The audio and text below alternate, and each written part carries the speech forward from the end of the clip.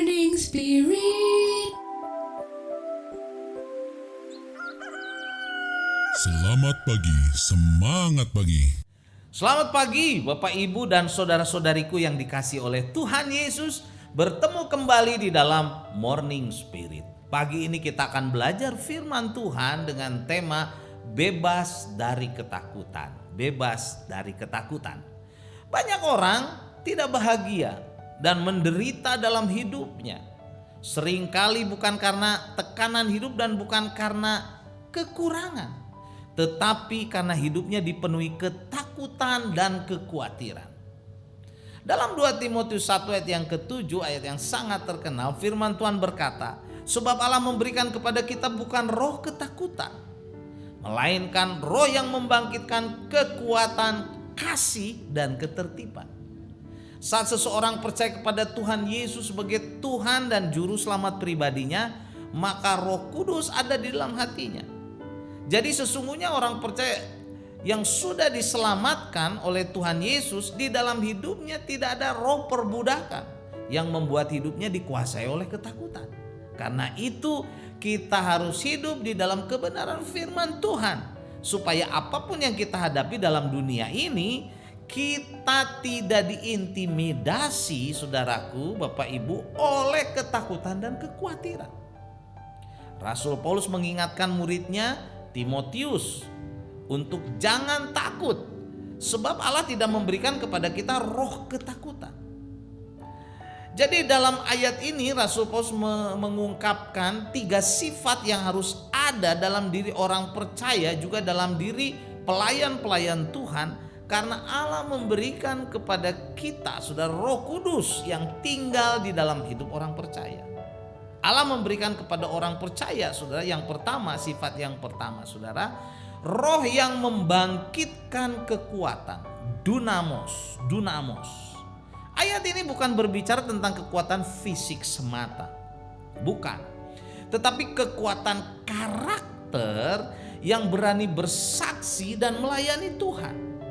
Karena kuasa yang sudah diberikan dari Allah sendiri kepada orang-orang yang percaya dan melayani Tuhan. Dalam 2 Timotius 2 ayat 1 firman Tuhan berkata, sebab itu hai anakku, jadilah kuat oleh kasih karunia dalam Kristus Yesus. Juga dalam 1 Korintus 2 ayat 4-5 firman Tuhan berkata, baik perkataanku, kata Rasul Paulus, maupun pemberitaanku tidak kusampaikan dengan kata-kata hikmat yang meyakinkan, tetapi dengan keyakinan akan kekuatan roh, supaya iman kamu jangan bergantung kepada hikmat manusia, tetapi pada kekuatan Allah, pada kekuatan Allah. Kekuatan dari Roh Kuduslah yang membuat pelayanan kita berhasil dan hidup kita diberkati oleh Tuhan. Ketakutan dan kekhawatiran membuat hidup kita menjadi lemah dan mudah jatuh dalam pencobaan. Kemudian sifat yang kedua, Allah memberikan kepada orang yang percaya, saudara, roh yang membangkitkan kasih. Kata kasih ditulis dengan agape. Jadi kita diberi kekuatan ilahi, yaitu kasih, saudara. Kasih kita harus salurkan itu. Dan jika kita mempunyai kasih, kita akan terbeban, saudara, kepada jiwa-jiwa yang tersesat. Kita akan punya kerinduan, punya beban terhadap pelayanan, dan selalu rindu melayani Tuhan dan menyenangkan hati Tuhan. Dalam Roma 5 ayat 5 berkata, dan pengharapan tidak mengecewakan karena kasih Allah telah dicurahkan di dalam hati kita oleh Roh Kudus yang telah dikaruniakan kepada kita. Jadi Roh Kudus inilah yang membuat, saudara, kita dipenuhi oleh kasih Allah, sehingga kita akan sanggup menanggung segala tantangan dalam pelayanan, bahkan penderitaan, untuk mengerjakan pekerjaan-pekerjaan Allah menyelamatkan dunia ini. Dan yang ketiga, saudara, sifat yang ketiga, Allah memberikan kepada kita orang percaya roh yang membangkitkan ketertiban, sopronismo. Roh yang membangkitkan ketertiban adalah roh yang bisa mengendalikan diri sendiri, saudara, atau self control, dapat menguasai diri sendiri. Ketertiban menunjukkan kepada penguasaan diri, saudara, atau kematangan akal budi. Kematangan akal budi ini kedewasaan, saudara.